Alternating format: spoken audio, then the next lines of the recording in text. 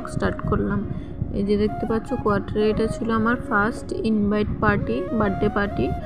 তো আমি দিদিদের সাথে এসে পড়েছিলাম। বর গিয়েছিল রোল কল থেকেই ডিউটি এখানে আসবে, পার্টিতে আসবে। এ হচ্ছে বার্থডে গার্ল মুস্কান, ওর নাম। তো ওকে আমি সাজিয়ে দিয়েছিলাম, কেন কি ওর মা বিজি ছিল। আর আমি আর ওদের বাড়ি ত্রিপুরায় ছিল, তাই আমরা একজনকে একজন আগে থেকেই চিনতাম। আর আমরা কোয়ার্টারে গিয়ে আরও ভালো পরিচয় হয়েছে। এই যে ওর মা, আর এই যে ওর পাশে হচ্ছে ওর ঠাম্মি। আর দেখতে পাচ্ছ সবাই সেজে গুজে বার্থডে পার্টিতে চলে এসছে। আমি সবাইকে একটু দেখিয়ে দিলাম।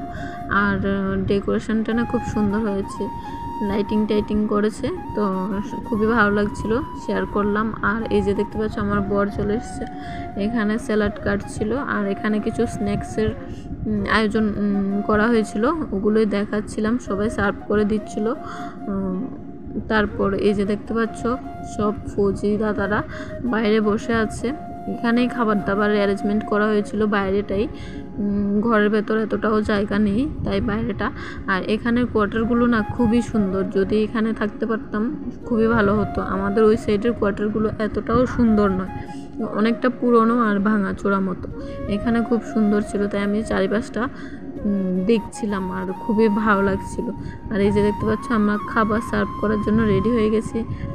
এই যে সবাই দিদি জল নিয়ে রেডি, আর আমি শুধু সার্ভ করেছিলাম জলটা, আর লাস্টে মিষ্টিটা সার্ভ করেছিলাম।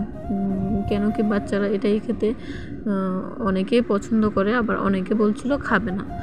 এই যে অনেকে বলছিল খাবে, অনেকে বলছিল খাবে না, এইসবই করছিলাম। আর পুরো ভিডিওটা আমাকে দিদিই করে দিয়েছিল, আর কিছুটা আমি করেছিলাম। এই যে বাইরে যাওয়ার সময় আবারও করলাম। এটা হচ্ছে ওদের রুমটা, আর বাইরে সব কিছু অ্যারেঞ্জমেন্ট করা হচ্ছিল। তখন প্রায় রাত 12টা বাজে।